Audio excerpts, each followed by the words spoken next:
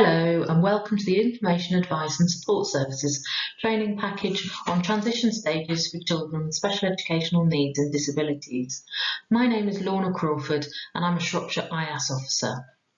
As we go through the training, it would be really helpful if you could just keep a note of any questions you have which you don't feel have been covered so that you can send them to us. I'll tell you how you can do that at the end and then we can get back to you with the answers to any queries that you have. So in this training, we'll be having a look at the key transition stages for children and young people with special educational needs and disabilities, and then also at the SEND Code of Practice and what they say about transitions, and then at preparing for adulthood. And then finally, we'll just look at where you can find out more information about these areas. So the Special Educational Needs and Disabilities Code of Practice refers specifically to transitions in at least 7 sections, and it also contains specific information about the transfer between sectors of education. So it really acknowledges the importance of transitions for children and young people with SEND and for their families, and it looks mostly at the importance of being aware and preparing for key transitions. The code includes information about the transition to adult social care and adult health services, as these are also could become very important to your young person with SEND. The code has a whole chapter 8, on preparing for adulthood, which just shows how important it is for the purposes of SEND provision. That starts from sort of about year 9, which seems quite early, but it is a very important part of the Code of Practice and of SEND provision. So this slide shows the key transition stages. So early years into school, primary school into secondary school into post-16 provision, and then lastly the transition into higher education. So these are key transition stages requiring specific preparation. I mean, there are other transition points as well, which are also important and need careful preparation, like transition between activities or between playtime and lesson time, between classes or between different teachers. But the main point of this is the importance of preparation for any transition. And it means that the transition can run smoothly. So it can be helpful to think about what's previously helped your child in coping with transitions. There's often anxiety around being in a new environment or change to their routine or anticipating the difficulty of making new friends, or it could be a change of timetable and homework, which is difficult for your child or young person. So it can be really helpful to establish good communication with the school, specifically often the SENCO and any other key adults there may be. So in at primary level that might be the class teacher, whereas in secondary level that might be the head of year. You could think of other ways that you can help your child or young person. For instance, you could ask the school for a visit when the school's quiet so they can familiarise themselves with the environment. The key is good communication, so you can make sure that the relevant staff know all about your child. So this is the first slide, which is about the first transition from early years into primary school, and it's in chapter 5 of the SEND Code of Practice, and it's all about planning and preparing really for your child to move from one setting into another, and with all the information that goes from the early year setting into the primary setting. So the aim of preparing for transition is so your child will arrive in a new situation with enough support to ensure that they can access the education available effectively. So all the relevant information from the early years setting should be shared with the receiving school, obviously with parental consent. So this might involve any formal or informal assessment information, so details of support and progress, details of any further assessments that have been deemed necessary. If a child has a person-centred plan in the early years, then this should be continued into school with the support and outcomes identified. A transition to a new setting can be really difficult. It introduces a previously unknown factor into a child's environment, and it can be difficult to predict how the child will respond and what their needs for support may be. But the plan should be for a supported transition where the child with special educational needs and disabilities is supported through the adults and key workers communicating effectively with all the information, and then to go on to have an early review of their needs, usually perhaps within about 4 to 6 weeks of being in their new setting. That seems reasonable. Another thing to make sure of is that you have copies of everything passed on to school from the early years setting. So this might include medical reports and assessments done early in your child's life. And you could also make sure that you have a copy of the PCP that was drawn up by the receiving school and a date for the first review, so you know what is in the plan in the new setting, and you have a date to look at that with the school, so you know exactly what the plan is. This slide is looking at the transition from primary school into secondary school, and that's covered in the Code of Practice in Chapter 6. And again, it's similarly to from the transition from early years into primary school. The SEN support is all around planning, preparation and information. The transition from primary into secondary school can be really challenging for children, and so very concerning for parents because so much changes. Secondary schools are much larger and there are many more adults involved in your child's education. Hopefully your child will have had experience of some changes already, so they may have had different teachers for music or PE, and they may have been on educational visits or residential trips. And the responses to these changes, transitions they've had already, might provide valuable information about the type of difficulties they may experience when they have this transition from primary into secondary, and that can help give information to parents in school about the most effective support that can be put in place for them. Hopefully you'll have visited secondary schools during their open events and got a feel for different schools and how they would suit your child. It can be a good idea to have a look on the school websites to find out more information about the school and how they support special educational needs and disabilities in the school. The best places to look for that probably are the SEND policy and the annual SEND information report. And these must be available on the website. That's a legal requirement. And you may also want to have a look at behaviour policies, which should be on the website, and also how the school offer pastoral care for children. If possible, you could think about making an appointment to meet with the SENCO at any of the schools that you're considering, and you can ask them how they support children with needs similar to your child's needs, just so you can build up a picture of the school and whether you think that would be the right place for your child. If your child has an educational health and care plan, then in the annual review in year 5, the transfer from primary to secondary should have been considered at this point. And sometimes if you've identified a school that you would like your child to attend, they may attend the review meeting as well. Things are done differently in primary school to secondary school in terms of SEN support. For instance, in primary school, they often offer nurture groups, whereas at secondary school there might be lunchtime clubs as a different sort of SEN support. At the annual review in year 6, that's usually held in the autumn term, and the transition is again, a major part of the annual review, and it provides opportunity for the secondary school placement to be confirmed in good time, and for educational health and care plans to be amended to reflect the provision needed, and that has to be done by a specific date, which is February the 15th. So you should receive a personal centred plan early in the autumn term, which should be informed by the discussion between primary and secondary, the primary and secondary SENCOs, and should aim to provide your child with appropriate support from the start of term.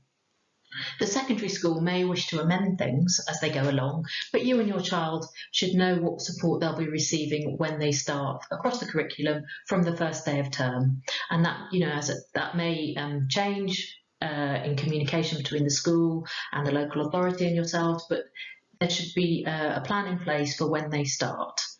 It's a good idea to ask for an early review meeting in the autumn term, perhaps around half term, just to check that everything's on track and that you're happy with, and your child is happy with the support that's available at the moment.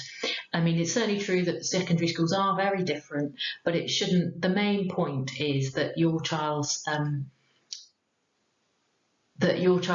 special educational needs and disabilities are identified and met, and it's the school's responsibility to meet these. This is the first slide for the transition from secondary school into post-16 provision, and that's found in Chapter 8 of the SEND Code of Practice. Again, this looks at planning really, and it looks at aiming for children as early as year 9 to be considering their options for post-16, which does seem early, but academic years do pass quickly, and the guidance really underlines the importance of starting conversations and planning for post-16 transition early. In year 10, they then perhaps go on to do open day visits and look at specific courses or places to study, taster sessions. And then in year 11, they aim to really firm up their plans for what they want to do post-16. There's no single route to follow, and it is a big transition, which is why people start thinking about it as early as year 9. And it's important that your young person and the school explore all the options available as fully as possible. It can provide an important focus and motivation for studying their courses during Key Stage 4. So this is the second slide on secondary school to post-16 transition, and this is also taken from the SEND Code of Practice, and it's really showing the importance of sharing information, having the information on the young person and their aspirations and the current setting, sharing that with the post-16 provision, and doing that with the young person's agreement. So the young person's, what they're aspiring to is at the heart of what's happening at the post-16 provision. It's important to explore all the options available in your area. There will be open events, but these may be aimed at year 11, but you can go along at any time, from year 9 or year 10, collect the information and start talking to your child or young person. And if appropriate, you can contact the college to discuss what provisions are available and how they might support a young person with similar needs to your child. There are lots of different opportunities for visits and taster sessions, and it's a good idea to take up a range of them so you can just see what's out there for your child and what you both feel would work best for them and where they would get the best support to take the next step. You may have to take the initiative in this conversation and start your research as early as possible, and the whole way through just include your young person. Aim to get them to take the lead as much as possible, and so they'll feel empowered and in control of what they choose to do, what their next step is going to be. If your young person has an educational health and care plan, the post-16 providers should be involved in the annual review meeting. And this should be as early as is appropriate to ensure that they can explore the expectations and aspirations of your young person, and they can make sure that these aspirations are visited regularly and provide guidance and motivation as they go through Key Stage 4 in year 11. That annual review should be held in the autumn term to ensure that the EHCP is amended to reflect your young person's up-to-date needs and provision, and this needs to be done by March the 31st. So that's before the exam season, and then you can make sure that there are clear plans in place for visits and transition, and so then your young person will know where they're going in September, who is there, who are the people they can contact, and who will be supporting them. And this will be more important for some young people than others, but you know your young person, and it may be important to have as much information as possible for them in order to reduce anxiety and enable them to have a smooth transition into their post-16 provision. This slide is looking at children and young people with educational, health and care plans. This is covered in the SEND Code of Practice in Chapter 9, and it's all about the timescales. And it's really just ensuring that the EHCP is reviewed and amended in time for the planning and support and provision to be put into place in the new setting. So there's a smooth transition between settings. The date given for this, that it must be completed, is by the 15th of February. That changes actually when you're going from secondary to post-16, but in all the other transition stages, the date it must be completed by is the 15th of February. And if you feel that there's not enough, that things haven't been put in place in order to allow for the planning, you can always remind the local authority of that date, the 15th of February date, that it has to be done in that calendar year of transfer between schools. So this slide is just looking at the transfer from secondary to post-16, which has a different date by which the planning must be completed. So for young people moving from secondary school to post-16, to a post-16 institution or apprenticeship, all the reviews and amendments in the EHCP, including specifying the provision and naming the institution, have to be completed by the 31st of March. And that is in the statutory guidance in the SEND Code of Practice as well. Again, that date, if you feel that the planning hasn't sort of started early enough, you can remind the local authority that the date by which it must be completed is the 31st of March. So this slide is looking at preparation for adulthood, and that's specifically at children and young people with EHC plans. From year 9, when they first start looking at preparation for adulthood, it's really about encouraging your child to think about the future, to think about employment, independent living, and being part of society. So it's parents and local authority will just be starting that conversation with your young person from year 9 to think about these things in the future, because this transition will be built into your EHC plan, into the EHC plan, and it'll just help with everyone with the planning, and that includes adult health and social care services as well. So it's not just around education. So looking at those areas too. And it is possible that other people who are going to be part of your child's future plans in their post-16 institution will also come to those review meetings to help discuss what those plans are and help firm them up, particularly if your child has a very specific idea of which institution they'd like to go to. So it's really about starting the conversations and being aware that it also includes adult care and health services as well. In this slide, we're having a look at Shropshire Council's local offer, which you can find on the Shropshire Council website. We're looking at the preparing for transition into adulthood. Shropshire Council local offer is a really useful source of information about all the post-16 options for employment and education. There's also information about support for social care needs. It's worth noting that young people become an adult for many purposes under SEN law at 16, but it's for health and social care that's 18, so it's worth remembering that. But this slide is really just showing you links to the local offer, so that'll take you straight to the local offer part of Shropshire Council website. You can look at the different pathways to employment and then at the social care process. So that's just a useful slide to show you the links to those areas if you want to have a look. So in this slide, we're having a look at the transition to adult health services. The young person does remain central to this process of developing a transition plan, and it works out who the key people will be in this person's care and their referrals to other services. But it is also important the family may want to be involved in ensuring that there is a clear transition plan and that your young person knows exactly what's happening. it's a lot of information for your young person to take on board, and often they still need somebody in the family to take a lead role as well,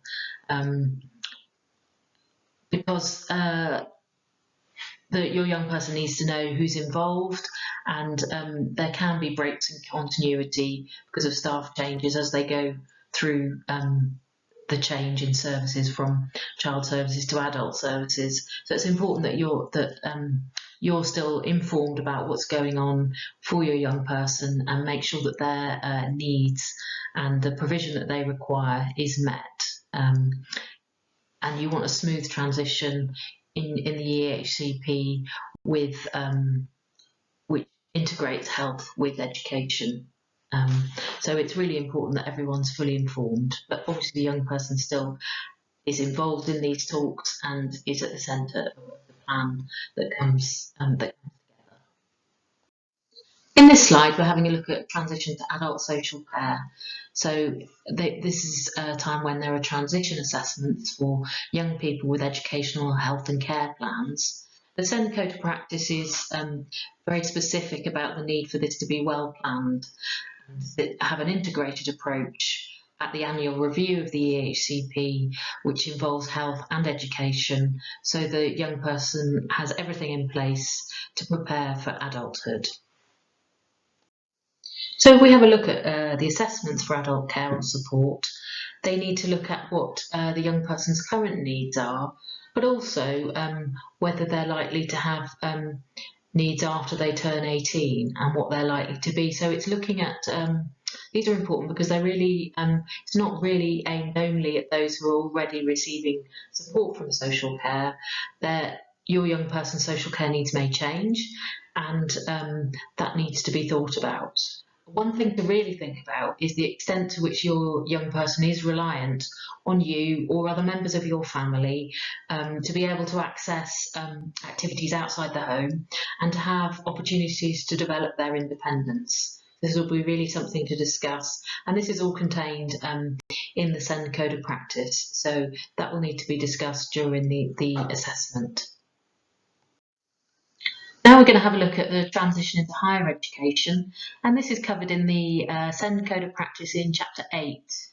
Again, a lot of it is around enabling a smooth transition to higher education through good planning before the local authority ceases to maintain an educational health and care plan for your young person.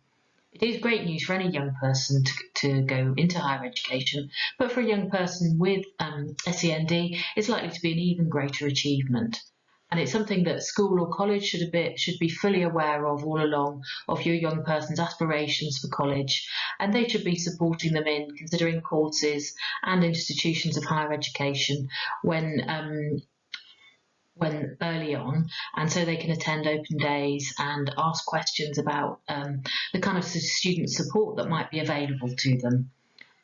The organisation of student support varies in different higher education institutions, and it's really important to understand what's available at every place that you're considering. The extent of information that your young person wants to share is up to them at this point, but as with other transitions, the more information that is shared, the easier it is to enable the arrangement of appropriate support, so the transition can be smooth. So if the institution is aware of everything, of all the needs of your young child, your young person, then they can make sure support is in place. So it's a smooth transition rather than sort of something that's set up once problems are encountered, something a bit more wobbly. So as your young person reaches the end of school or college, there should be a clear agreed exit plan which involves your young person, where they're taking decisions and control, and reassures the parent that everything that can be done has been done, and so a smooth transition can be made from the school they're at into higher education. We're having a look here at the ceasing to maintain of an educational health and care plan, and again, as ever, it's always about good planning. So it should be that at least a year in advance during the annual review, it should all be discussed. So everyone is clear, your young person, the family and the local authority are all clear about the support, the provision and the outcomes that have been agreed, and there'll be a smooth transition from where they are now into what they'll be doing next. So they might be going into higher education, into employment and independent living or adult care, but everyone is really clear about what the plan is and how it's going to be put into practice, and everybody's happy with that situation. So there's a smooth transition.